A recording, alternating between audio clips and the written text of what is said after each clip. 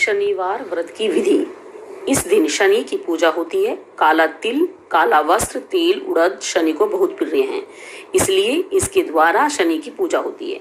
शनि की दशा को दूर करने के लिए यह व्रत किया जाता है। शनि स्रोत का पाठ भी विशेष लाभदायक सिद्ध होता है। शनिवार व्रत कथा।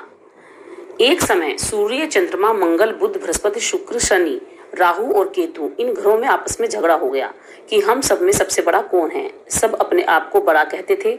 जब आपस में कोई निश्चय न हो सका तो सब के सब आपस में झगड़ते हुए इंद्र के पास गए और कहने लगे कि आप सब देवताओं के राजा हो, इसलिए आप हमारा न्याय करके बतलाओ कि हम नवों ग्रहों में सबसे बड़ा ग्रह कौन है।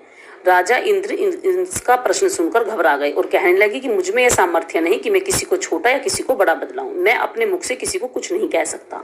हाँ, एक उपाय हो सकता है। इस समय पृथ्वी पर राजा विक्रमादित्य दूसरों के दुखों का निवारण करने वाला है, इसीलिए तुम सब मिलकर उन्हीं के पास जाओ, वही तुम्हारे दुखों का निवारण करेंगे। ऐसा वचन सुनकर सभी ग्रह देवता चलकर भूगोल में राजा विक्रमादित्य की सभा में जाकर उपस्थित हुए और अपना प्रश्न राजा के सामने रखा। राजा उनकी बात सुनकर बड़ी चिंता में पड़ गए कि मैं अपने मुख से किसको बड़ा और किसको छोटा बतलाऊं। जिसको छोटा बतलाऊंगा वही क्रोध करेगा।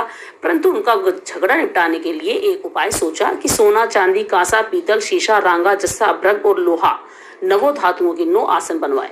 सब आसनों को क्रम से जैसे सोना सबसे पहले और लोहा सबसे पीछे बिछाए गए। इसके पश्चात राजा ने सब ग्रहों से कहा कि आप सब अपने सिंहासनों पर बैठिए। जिसका आसन सबसे आगे वह सबसे बड़ा और जिसका आसन सबसे पीछे वह सबसे छोटा जानिए।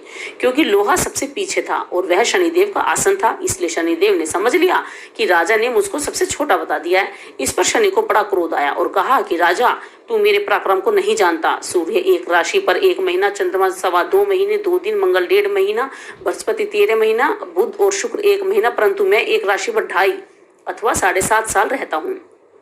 बड़े बड़े देवताओं को भी मैंने भीषण दुख दिया है। राजन सुनो, राम जी को 7.5 आई और वनवास हो गया। रावण पर आई तो राम ने लक्ष्मण को सेना लेकर लंका पर चढ़ाई कर दी, रावण के कुल का नाश कर दिया। हे राजा, अब तुम सावधान रहना। राजा कहने लगा, जो कुछ भाग्य में होगा देखा जाएगा। इसके बाद अन्य ग्रह तो प्रसन्नता के साथ चले गए, परंतु शनिदेव बड़े क्रोध के साथ वहां से सिधारे। कुछ काल व्यतीत हो जाने पर जब राजा को 7.5 की दशा आई तो शनिदेव घोड़ों के सौदागर बन के अनेक सुंदर घोड़ों के सहित राजा की राजधानी में आए। जब राजा ने सौदागर के आने की खबर सुनी तो अश्वपाल को अच्छे अच्छे घोड़े खरीदने की आज्ञा दी। अश्वपाल ऐसी अच्छी नस्ल के घोड़े देखकर और उनका मूल्य सुनकर चकित हो गया और तुरंत राजा को खबर दी। राजा उन घोड़ों को देखकर एक अच्छा सा घोड़ा चुनकर सवारी के लिए चढ़ा। राजा घोड़े की पीठ पर चढ़ते ही घोड़ा जोर से भागा और घोड़ा बहुत दूर एक जंगल में जाकर राजा को छोड़कर अंतर्ध्यान हो गया। इसके पश्चात राजा अकेला जंगल में भटकता फिरता रहा। बहुत देर के पश्चात राजा ने भूख और प्यास से दुखी होकर भटकते भटकते एक ग्वाले को देखा। ग्वाले ने राजा को प्यास से व्याकुल देखकर पानी पिलाया। राजा की उंगली में एक अंगूठी थी, वह उसे निकालकर प्रसन्नता के साथ ग्वाले को दे दी और शहर की ओर चल दिया। राजा शहर में पहुंचकर एक सेठ की दुकान पर जाकर बैठ गया और अपने आप को उज्जैन का रहने वाला तथा अपना नाम वीका बतलाया। सेठ ने उसको कुलीन मनुष्य समझकर जल आदि पिलाया। भाग्यवश उस दिन सेठ की दुकान पर बिक्री बहुत अधिक हुई। तब सेठ उसको भाग्यवान पुरुष समझकर भोजन कराने के लिए अपने साथ ले गया। भोजन करते समय राजा ने आश्चर्य की बात देखी कि खूंटी पर हार लटक रहा है और वह खूंटी उस हार को निगल रही है। भोजन के पश्चात कमरे में आने पर जब सेठ को कमरे में हार ना मिला तो सबने यही निश्चय किया कि सिवाय वीका के और इस कमरे में कोई आया ही नहीं, अतः अवश्य ही इसी ने हार चोरी किया है। परंतु वीका ने हार लेने से मना कर दिया।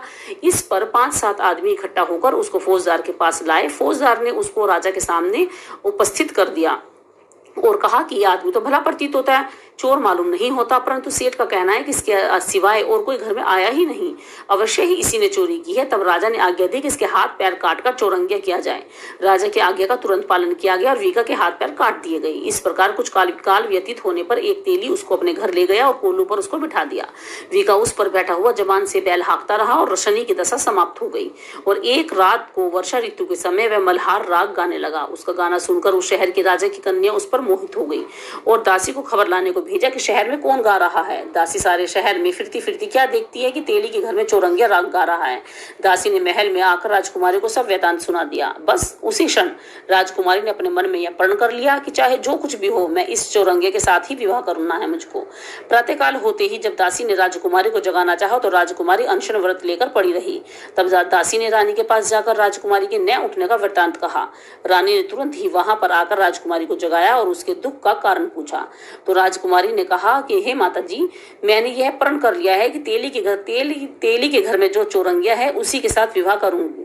माता ने कहा, पगली, यह क्या बात कह रही है? तुझको किसी देश के साथ परणाया जाएगा। कन्या कहने लगी कि माता जी, मैं अपना प्रण कभी नहीं तोड़ूंगी। माता ने चिंतित होकर यह बात राजा को बताई।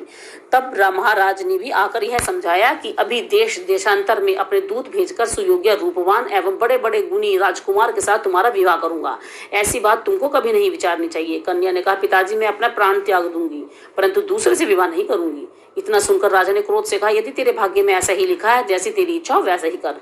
राजा ने तेली को बुलाकर कहा कि तेरे घर में जो चौरंगिया है उसके साथ मैं अपनी कन्या का विवाह करना चाहता हूँ। तेली ने कहा कि ये कैसे हो सकता है? आप कहाँ राजा और हम कहाँ एक नीच तेली? परंतु राजा ने कहा कि भाग्य लिखो कोई नहीं टाल सकता, अपने घर जाकर विवाह की तैयारी करो। राजा ने उसी समय तोरण और दरबार लगवा कर अपनी राजकुमारी का विवाह चौरंगी विक्रमादित्य के साथ कर दिया। रात्रि को जब विक्रमादित्य और राजकुमारी महल में सोए तो आधी रात को समय शनिदेव ने विक्रमादित्य को स्वप्न दिया कि राजा, कहो मुझको छोटा बतलाकर तुमने कितने दुख उठाया। राजा ने कहा, क्षमा मांगी। शनिदेव ने प्रसन्न होकर विक्रमादित्य को हाथ पैर दिए। तब राजा ने कहा कि महाराज, मेरी प्रार्थना स्वीकार करें कि जैसा दुख आपने मुझे दिया है ना, ऐसा और किसी को न दे। शनिदेव ने कहा कि तुम्हारी यह प्रार्थना स्वीकार है।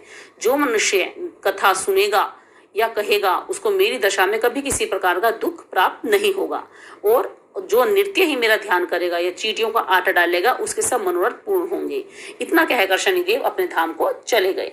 राजकुमारी की आंखें खुली तो उसने राजा के हाथ पैर देखे तो आश्चर्य को प्राप्त हुई। उसको देखकर राजा ने अपना समस्त हाल कहा कि मैं उज्जैन का राजा विक्रमादित्य हूँ। यह बात सुनकर राजकुमारी अत्यंत प्रसन्न हुई। प्रातःकाल राजकुमारी से उसकी सखियों ने पूछा तो उसने अपने पति का समस्त वृतांत कह सुनाया। तब सब ने प्रसन्नता प्रकट की और कहा कि ईश्वर ने आपकी मनोकामना पूर्ण कर दी है। जब उस सेठ ने यह बात सुनी तो वह विक्रमादित्य के पास आया और राजा विक्रमादित्य के पैरों पर गिरकर क्षमा मांगने लगा कि आप पर मैंने चोरी का झूठा दोष लगाया, अतः आप मुझको जो चाहे दंड दें। राजा ने कहा, मुझ पर शनिदेव का कोप था, इसी कारण यह सब दुख मुझको प्राप्त हुआ। इसमें तुम्हारा कोई दोष नहीं, तुम अपने घर जाकर अपना कार्य करो। सेठ बोला कि मुझे तभी शांति होगी जब आप मेरे घर चलकर प्रीतिपूर्वक भोजन करोगे। राजा ने कहा कि जैसे तो आपकी मर्जी हो वैसा ही करें। सेठ ने अपने घर जाकर अनेक प्रकार के सुंदर भोजन बनवाए और राजा विक्रमादित्य की प्रीति भोज दिया।